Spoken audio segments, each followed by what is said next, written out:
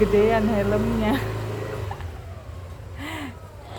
Assalamualaikum, hai, bagaimana kabarnya teman-teman? Semoga sehat selalu, dilancarkan rezekinya, juga dilancarkan segala urusannya, amin. Lumayan lama nggak menyapa teman-temanku semua karena kesibukan di dunia nyata ya teman-teman. Dan juga beberapa hari yang lalu saya itu sakit hampir semingguan, tiba-tiba suara saya hilang. Jadi pas sudah ngedit video mau isi suara belakang itu, saya tunda sampai keadaan suara saya itu kembali normal kembali ya. Ya, di video vlog kali ini saya mau sedikit curhat ya bun, tentang apa yang saya alami, terutama yang dialami oleh anak sulung saya. Ya, setidaknya sekalian untuk mengeluarkan unek-unek, kita berbagi pengalaman ya bun. Karena jujur pengalaman ini bukan sekali dua kali ya bun saya alami, tapi untuk kali ini benar-benar parah bagi saya. Terserah kalian mau bilang saya terlalu lebay atau berlebihan, karena menurut saya ini sudah tidak wajar dan berpengaruh ke mental anak saya. Oke, langsung saja saya mau bercerita ya. Ya, siapa tahu bunda-bunda sahabat onlineku bisa ngasih masukan atau pandangan untuk saya. Apakah hal yang sudah saya lakukan itu berlebihan atau perlu tindakan yang lebih lanjut lagi.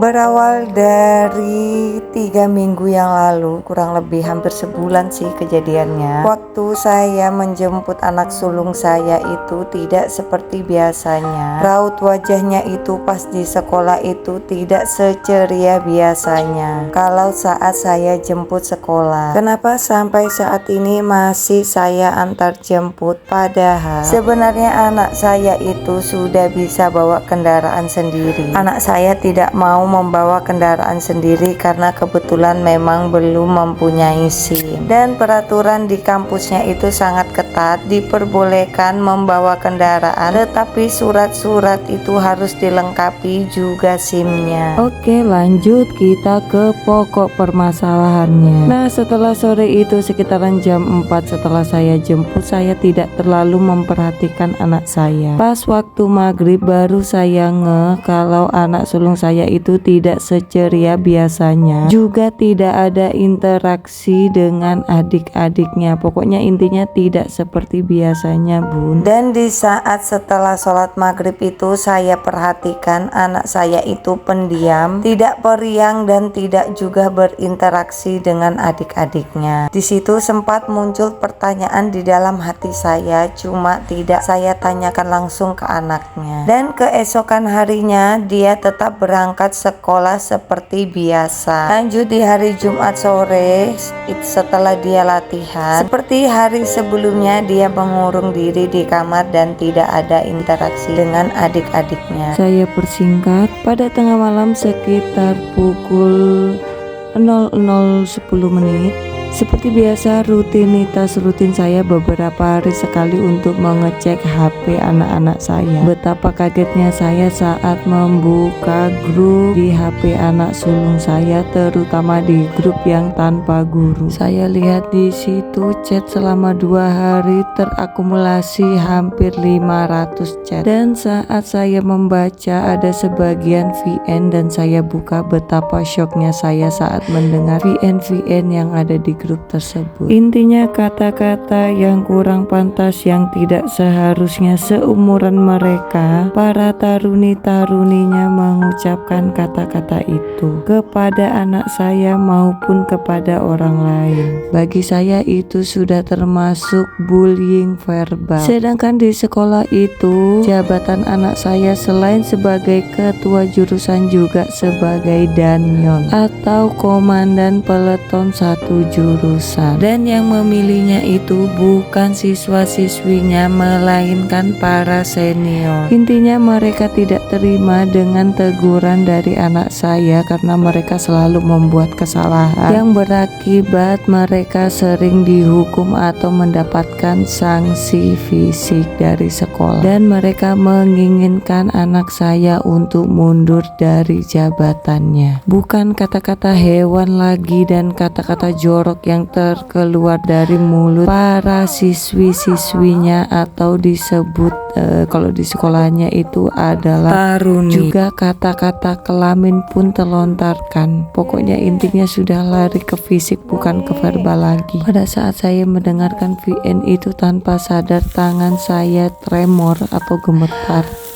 Sampai kayak rasanya itu kayak gak kuat untuk memegang HP tersebut. Akhirnya saya memutuskan untuk beberapa VN itu saya kirim ulang ke nomor pribadi saya, tapi tidak langsung saya laporkan ke wali kelas atau bagian kesiswaan di sekolahan anak saya. Tapi setelah saya melihat chat di hari Senin dini hari, rasa amarah saya dan kekecewaan saya yang sudah saya coba untuk saya tahan dan saya pendam akhirnya meledak juga. Akhirnya saya memutuskan untuk menjapri wali kelasnya dan saya menceritakan semua apa yang terjadi dan juga mengirimkan sebagian VN mereka yang menurut saya sudah parah banget. Dan gurunya atau wali kelasnya pun kaget dengan apa yang saya kirim di WA dan berjanji akan menindaklanjuti. Sebenarnya ingin sekali saya datang ke sekolah pada hari Senin itu dan membawa aparat juga, tim perlindungan perempuan dan anak. Cuma lagi-lagi saya berpikir saya takut nanti nama sekolah akan tercemar atau tercoreng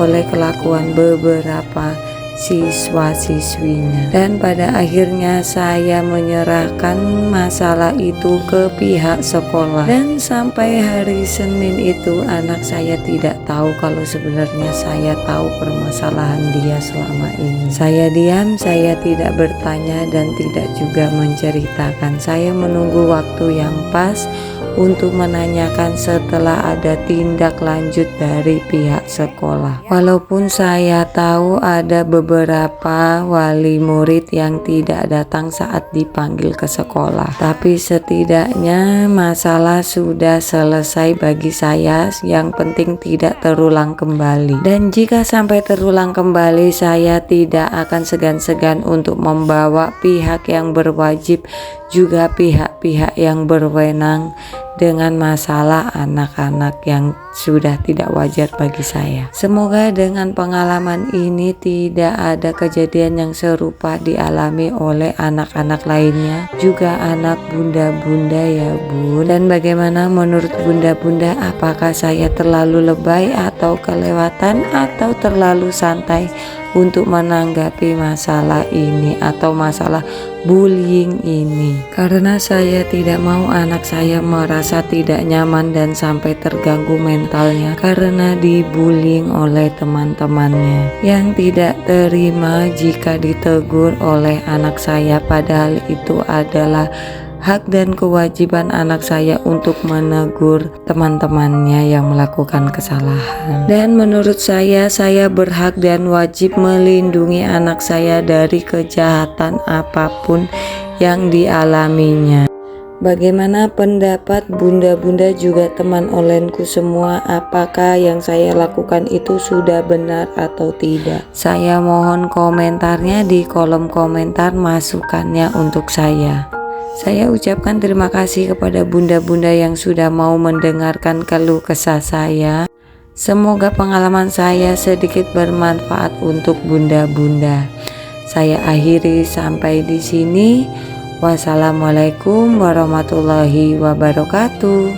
Thanks for watching. Bye bye.